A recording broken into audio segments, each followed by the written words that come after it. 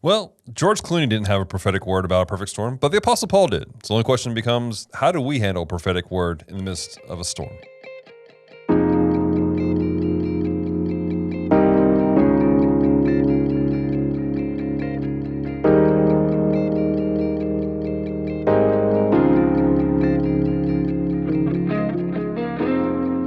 Hello and welcome to the Midweek Move, the show where we go through the scriptures line by line, verse by verse to discover its context, its meaning, and practical application.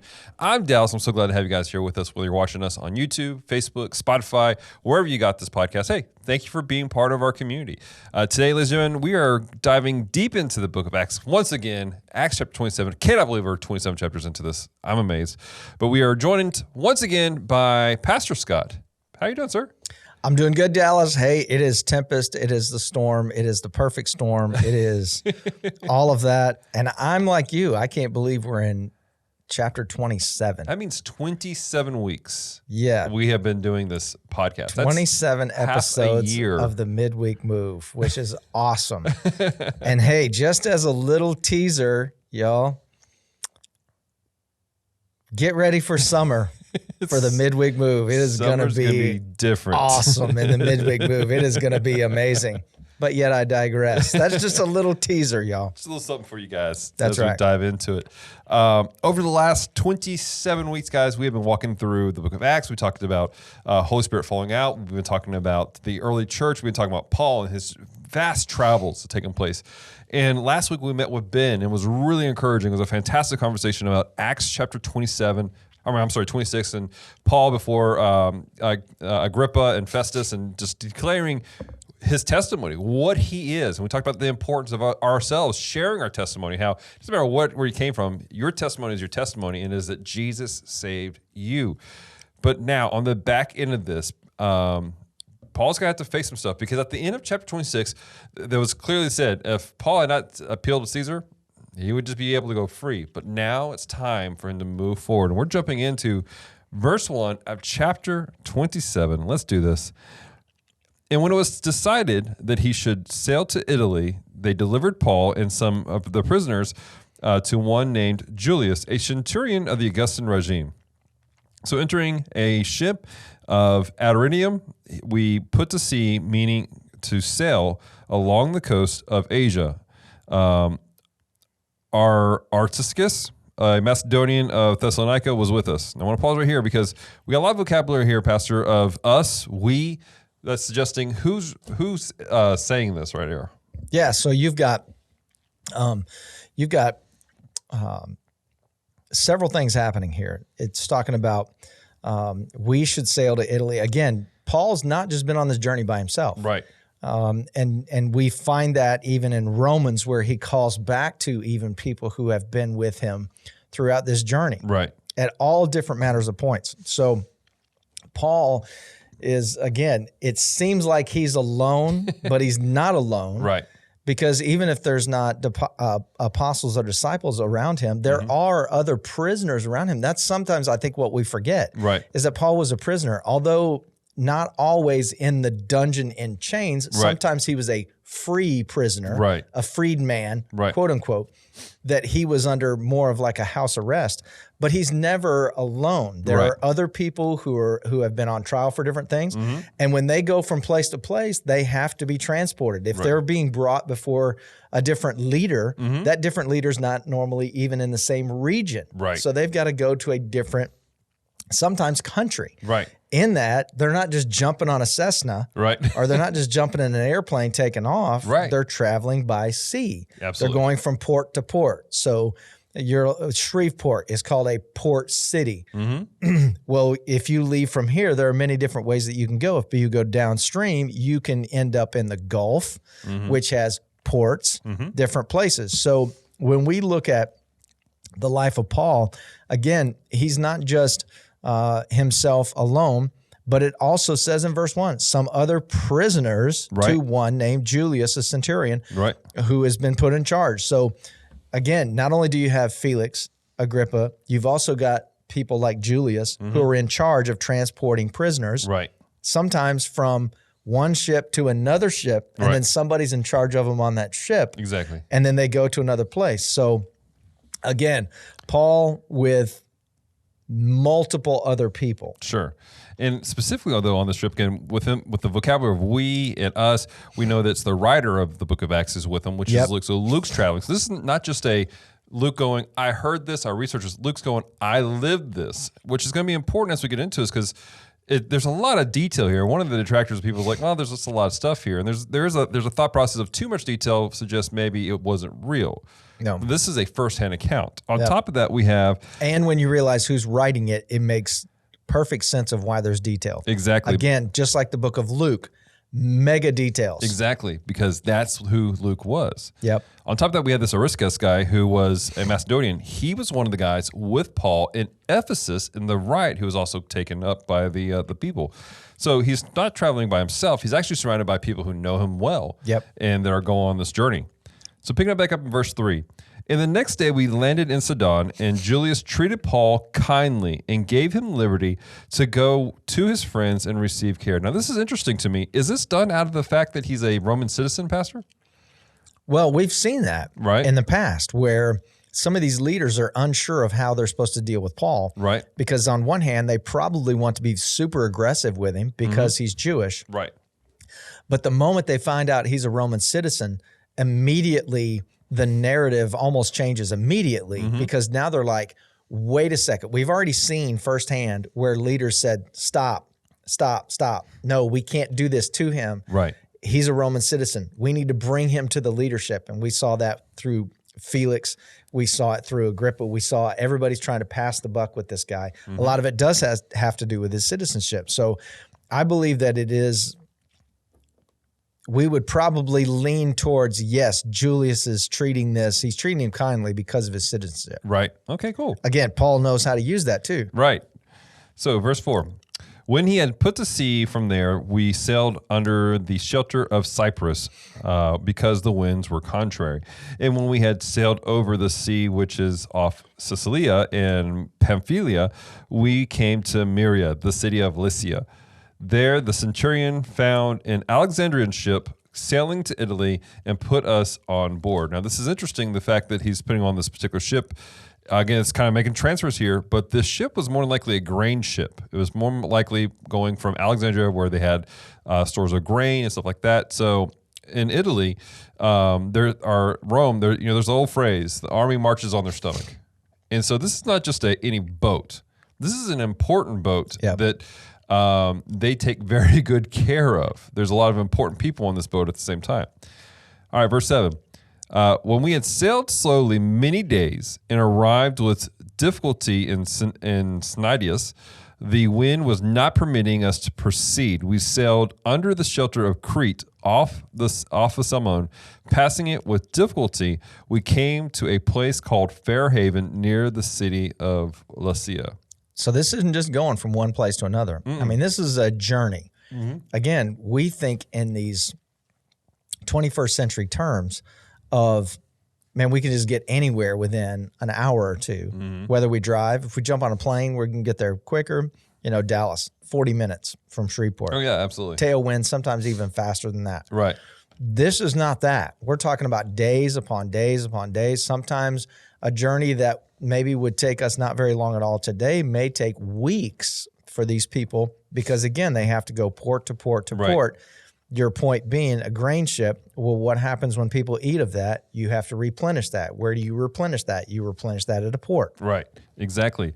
And to point out the fact that this isn't just a leisure cruise. Time after time, there are difficulties, terrible wind, there's terrible other aspects of the ocean they're having to deal with. This isn't like today, you know, we hop in a boat or in a car and we go somewhere. I have a friend driving from from Washington State down to Shreveport here in a few days. Now, he's Ironmanning this thing. He's driving 30 hours straight. It's going to be rough, but it's going to be okay. Yep. Here, these guys are traveling for weeks in turbulent weather and other conditions just to get to one location. And again, even just a little bit of wind, it says they're sailing, not boating. They're sailing. Right. So it's not like they've got, 4 300 horse Mercuries on the back of this boat. Bring it sailing. So sails are important. Right. Wind has a tendency to tear sails. Right. If you tear sails, then those things have to be mended. Exactly. What is Paul? He's a tent maker.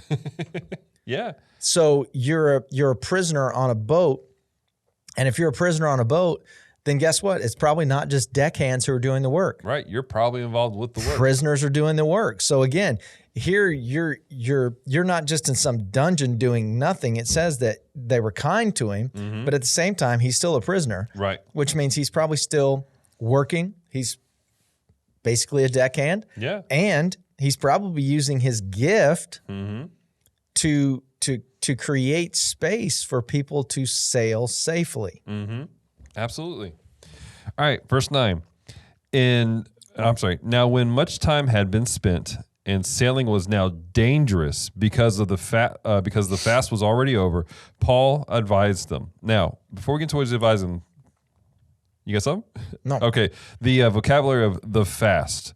Now, this was probably related to the fast up from the Day of Atonement and all that kind of stuff. Now, this puts us in a specific time of year specifically, which is September to November, which during this time frame, it was really dangerous to sail at the sea at the time. It wasn't necessarily the fast itself didn't have anything necessarily to do with it. It was a marker for the Jewish audience to go, this is the time frame we're in. Yep. I'm understanding the detail that's going into this as an early reader. Again, these are all signs of Luke writing these things out. Verse 10, when I perceived that this voyage will end, I perceive that this voyage will end with disaster and much loss, not only of the cargo and ship, but also our lives. Now, nevertheless, the centurion was more persuaded by the helmsman and the owner of the ship than by the things spoken by Paul. And because the harbor was not suitable to winter in, the majority advised to set sail, and there also, if by any means they could reach Phoenix, a harbor of Crete, opening towards the southwest and northwest, and winter there.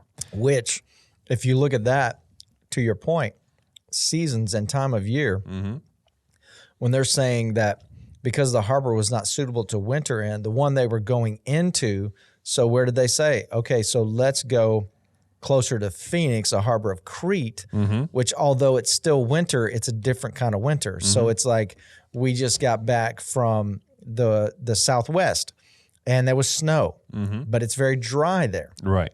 So it was like 31 degrees. I went outside in my shorts and flip-flops, and the snowflakes were huge. I mean, they were massive. We don't see these kind of snowflakes in Louisiana. Right.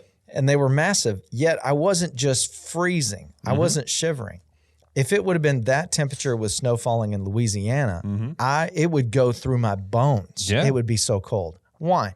It's a difference. It's winter there going into spring. It's kind of winter here going into spring. But it's different. It's totally different. So when he talks about, well, why is it any different from there to there? It's the same principle. Right. It's a different kind of cold. It's a different kind of,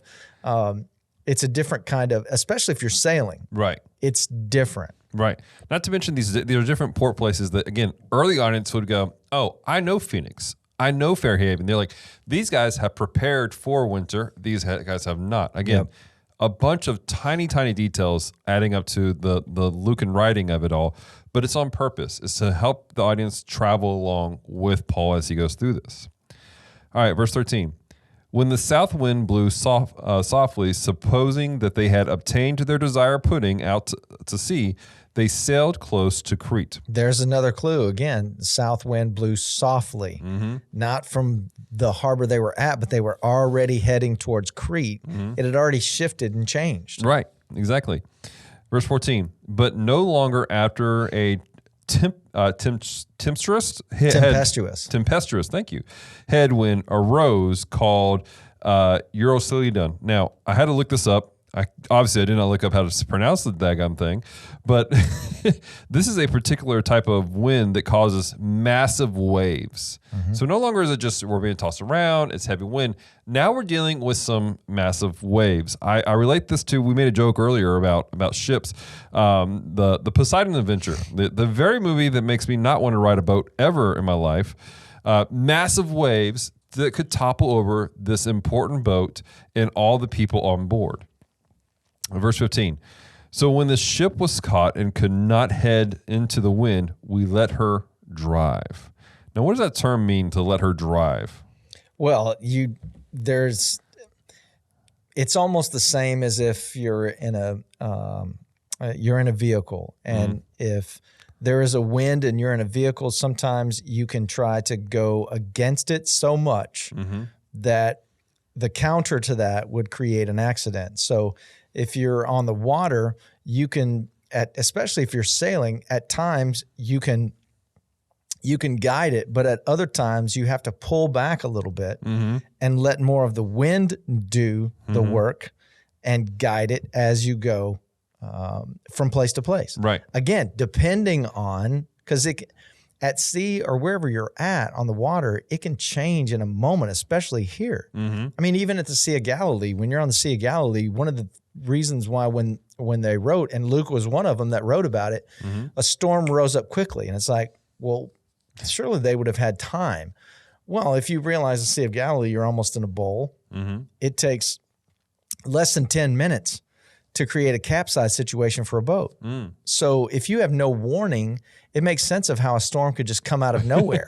Right. It's the same thing here. Right. And in the midst of this, as a quote unquote captain or a salesman, you have got to be able to discern, do I go against, do I grab it, do I take it, do I let it go? Right. Right. Which is what they're talking about here. Right.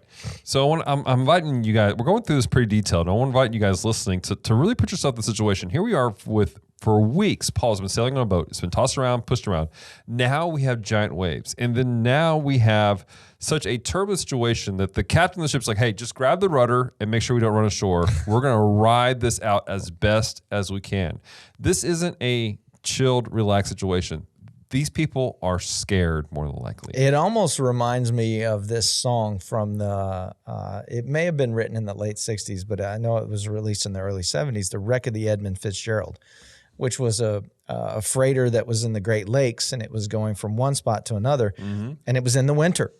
And what ends up happening is that, they're all having a good time and they're all doing this, and then all of a sudden the captain's like, hey, this is happening. And the way the song goes, and it's a true story, but the way the song goes, it's like, okay, let's ride this out, or let's try to do this, and then all of a sudden it's like, gentlemen, get ready, because we're going down. Right. It's like just any moment. And that's exactly what's happening here, is like any moment it can be, okay, we're good. We're going to let it ride out. Whoop, wait a second, we're not.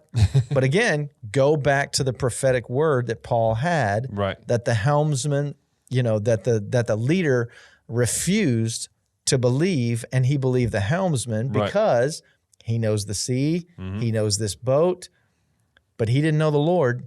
Right. I mean, you can know everything about a situation in the natural, but if you don't know what the Lord is saying, it can put you in a terrible situation. Exactly. All right, picking up in verse 16. In running under the shelter of the island of Claudia, we secured the skiff with difficulty, meaning they pulled up the rowboat that they have with them. And again, with difficulty means the wind's still blowing. They're struggling here. And when they had taken it on board, they used cables to undergird the ship in fearing lest they should run aground with the cisterous sands, which apparently are a series of quicksands in that area. They struck sail and so were driven. And because we were exceedingly tempest tossed, the next day they lightened the ship. Got to get the weight off. Right? So they start throwing stuff overboard. Yep. Again, this is a boat with grain that's important to Caesar. And they're like, we're going to get rid of this stuff because we don't want to. And then verse 19 goes next level. Right.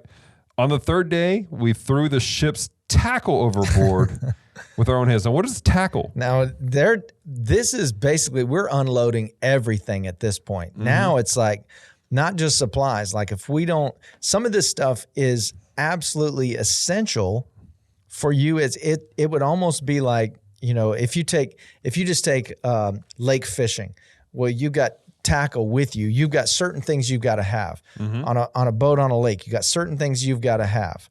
And if you don't have those things, then you're not going to be able to navigate what you need to navigate. You may be able to survive, but what we find here is that you've got, like you said, you've got the supplies are going overboard.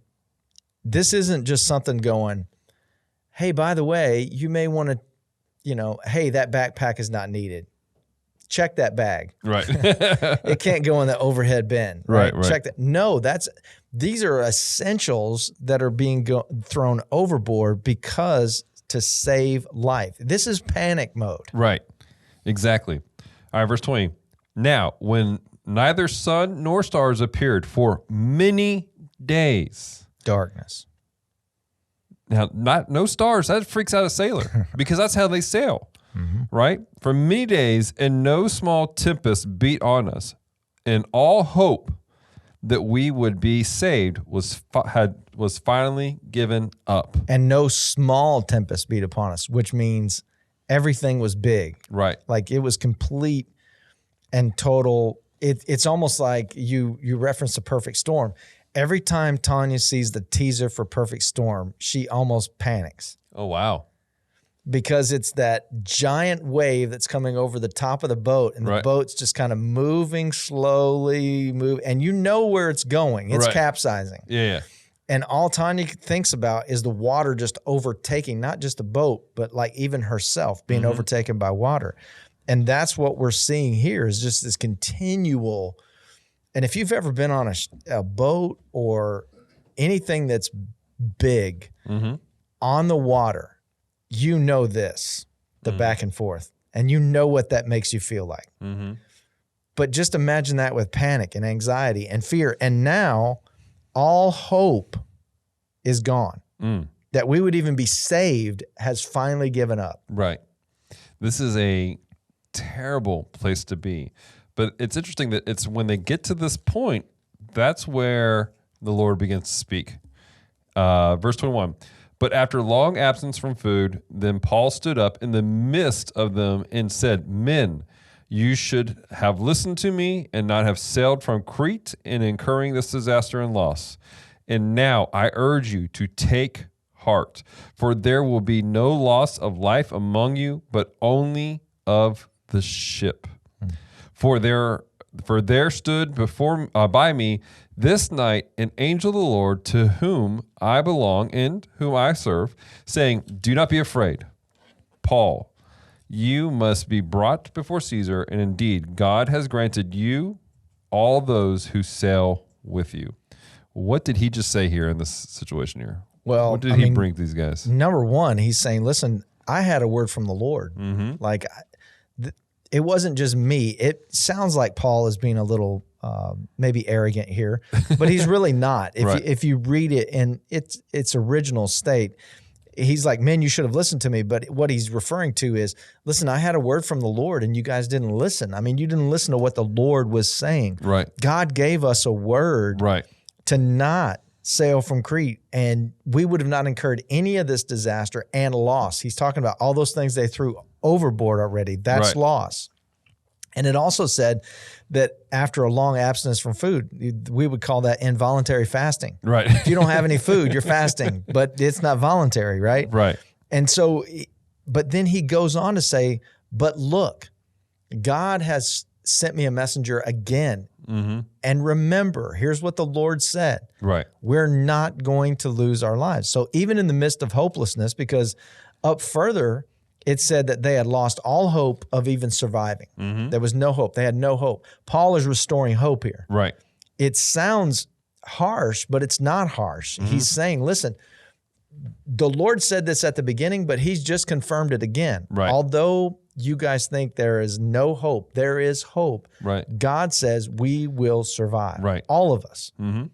Because God has a plan that I have to get before Caesar, and he said that all of you would go with me. Right.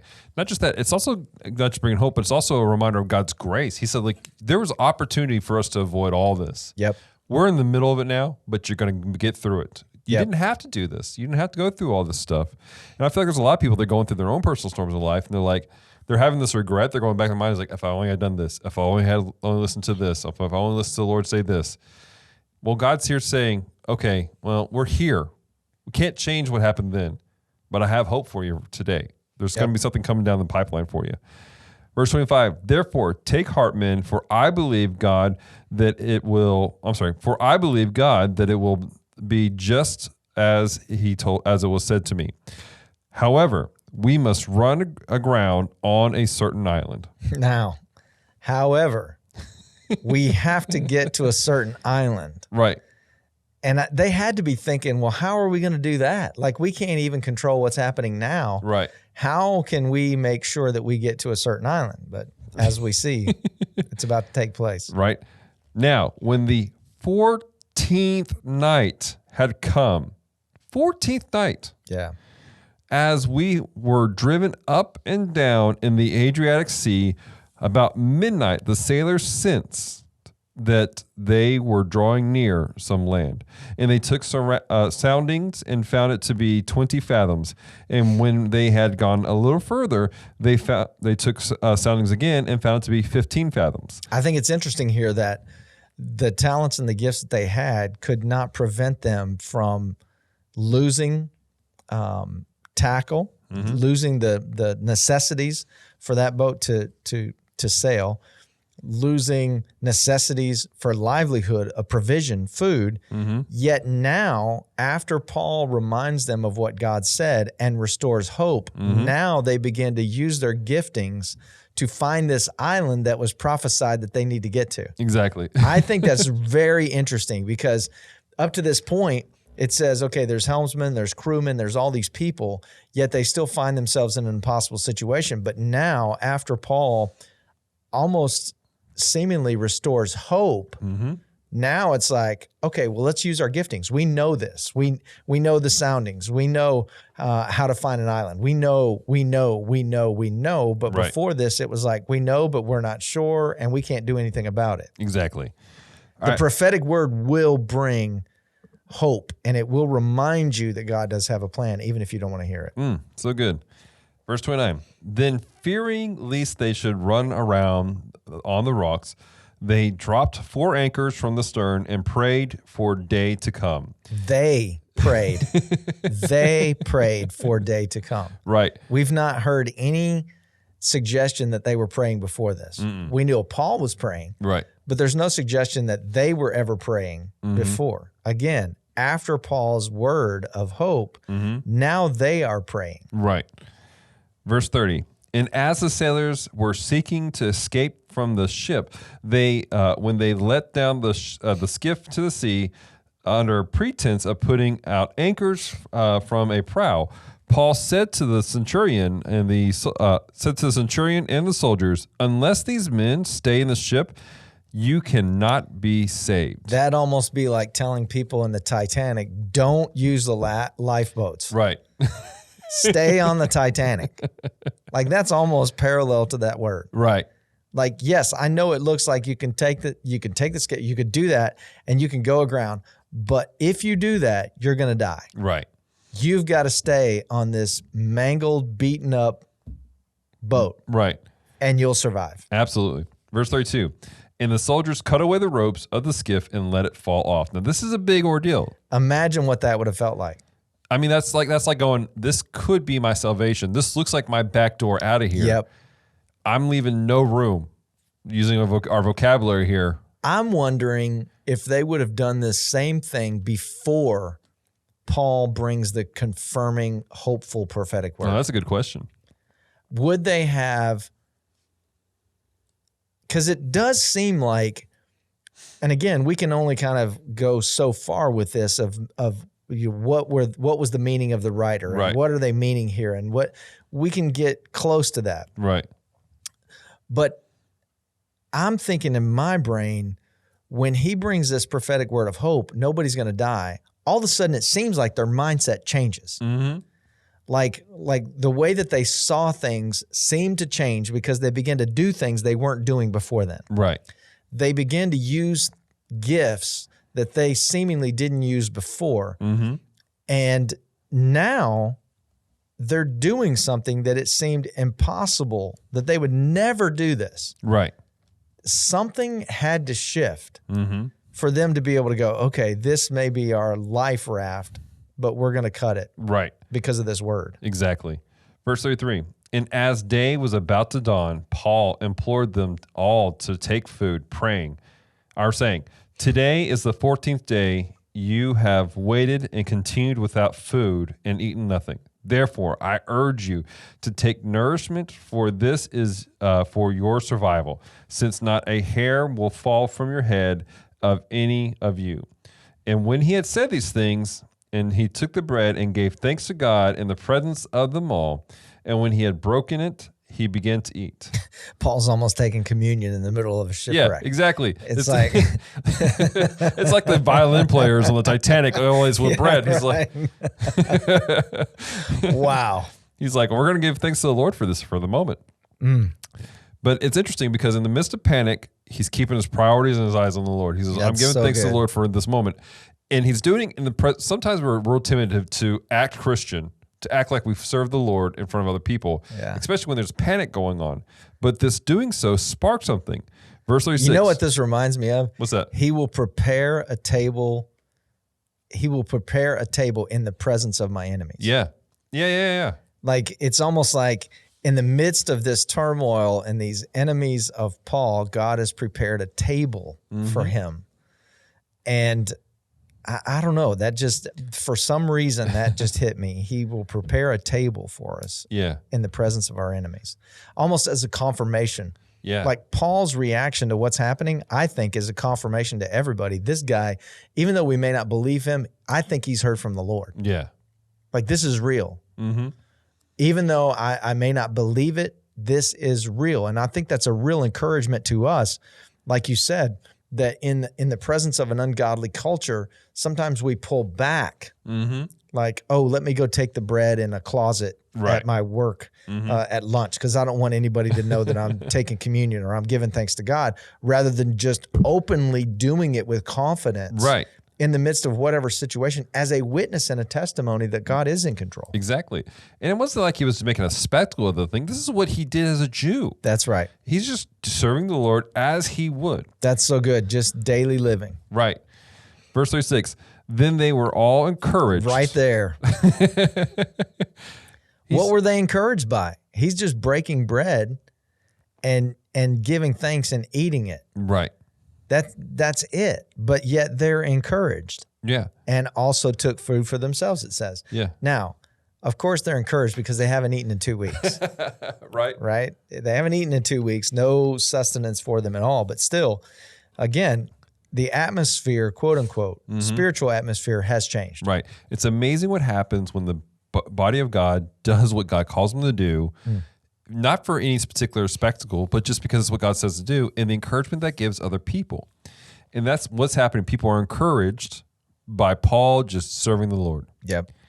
Verse 37. In all we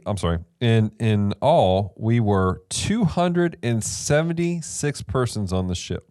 276 guys. Wow. For so many days, being tossed around.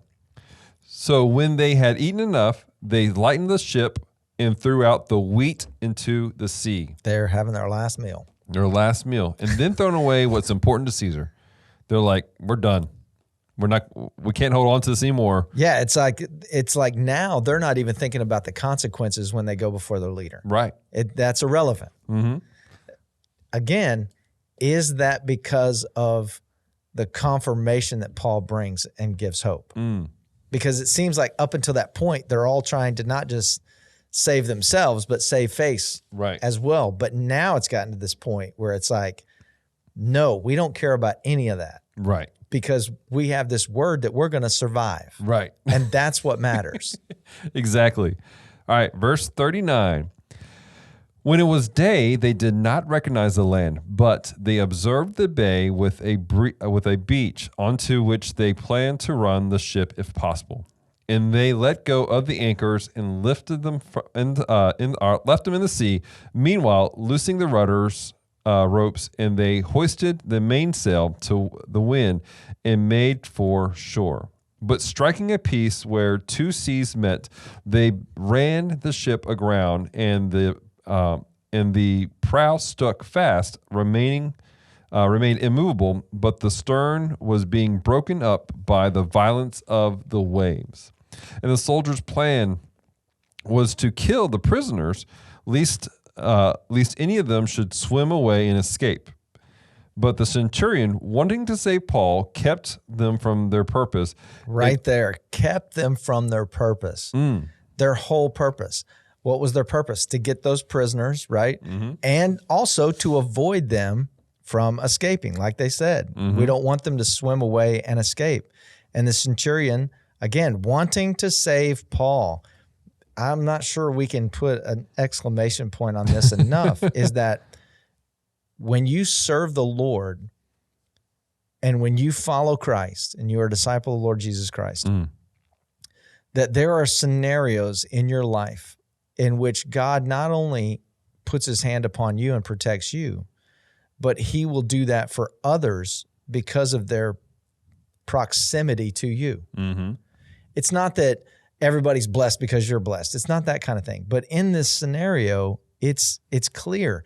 The centurion wants to save Paul. God's already given this word that Paul has to go before Caesar. Right. And now he's using the life of Paul and his citizenship and everything we've talked about to not just save Paul, right, but to save 275 others. Right. I mean, God is so big. He's in everything. He really is. All right, so the centurion wanted to save Paul, kept them from their purpose, and commanded that those who could swim should jump overboard and get first and get to land, and the rest, some on boards and some on parts of the ship, and so it was that they all escaped safely to land. So the boat didn't necessarily get to the quote-unquote island. Right. But they did. They did. Which is what the promise was. Which is what the promise was. In our minds, we would think, okay, the boat has to get there. It's going to run ashore. We're going to be good. We're going to tie it off. Mm-hmm. It's all going to be good. But no, there's nothing left. It's being shattered because it's run aground. It's stuck. It's not even getting to where, but that's not what God said. Right. God said, you would get there. Exactly. If you will get to the island. And I think a lot of times when God gives us a word, we try to add our own narrative into that word. And when it doesn't turn out the way that we thought it would turn out, then we get mad at God because it didn't turn out the way that we wanted. Yet God said it was going to happen that way all along. Right. It's just that we inserted our narrative in it and made it something different than what God created it for. It wasn't that the boat would get there. It was that all of the people would get there safely. Word. So good. So good. Well, ladies and gentlemen, that was Acts chapter 27. Lots of details. Lots of details. Pastor, what's your big takeaway? My big takeaway is if you're a sailor, you were just fed Monster and Red Bull. There were terminologies, words spoken that Dallas and I are not experts in, that many of you boaters were just like, and you understood everything. You saw it all in your brain happening. You were going, why didn't they do this? Why didn't they do this? Why didn't they do that? Why didn't they do that? But ultimately, I think my big takeaway in this is that how God didn't stop the storm. Mm-hmm. But God did still Paul's heart and mind. Right. And how Paul was able to keep his focus on the Lord in the midst of all. I know we read it and we go through it and we kind of are casual about our reading and we forget how chaotic and crazy this had to be. Yeah. I mean, it was a couple of weeks of just absolute terror, fear, anxiety, stress, no sleep, no food, all of those things. And we know that no sleep and no food will make you see things, make you feel a certain way. Exactly. All of those things happening. And yet Paul still is at total peace in his heart and his mind of what the Lord had said. And I don't know. We don't know until we're there. if we can do that. Right. But we can know that if our eyes are focused on the one that Paul had his eyes focused on, then we can. Absolutely. And I think that's my big takeaway, is how the Lord did not stop the storm. Right. He could have at any point, and we know that. Right. But that was not the desired purpose of this whole scenario. Exactly. The desired purpose was Paul gets before Caesar, and that the Lord would do it in the way that the Lord said he would do it. Right. And no other way. So good. And Paul kept his focus on that. And because of that, 275 others were saved. Right. Absolutely. That's kind of where I'm at with my big takeaway, is that, again, it's what we see happening here is chaos and mayhem, and yet Paul kept focused. He kept his eyes on the Lord. He just did his life like he normally would. He was probably on that ship mending the sails as best he could. He definitely he's like, I'm breaking bread and I'm giving thanks to the Lord because this is what I do.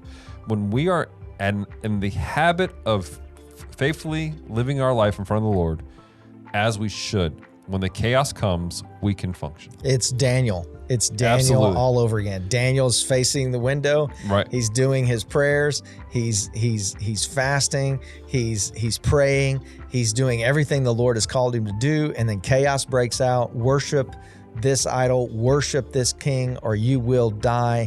And Daniel said, sorry, I'm just going to continue to do what I know to do. I'm going to keep my eyes focused on the Lord. I will not bow to any other except him. Right. And I think that, there is something to be said of just being faithful. Absolutely. I know we all want the superstar story, and we all want the super miracles, and we all want the storm to stop and the rains to stop, but just being faithful when the storm doesn't stop. Right. We talked about this even earlier today in our staff meeting about the mundane is important. Yep.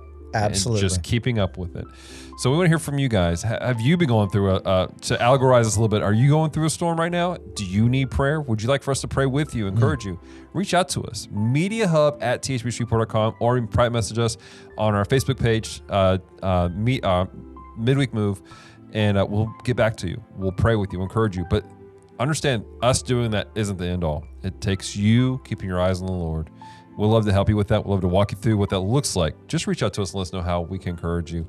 Until next time, guys, have a great week.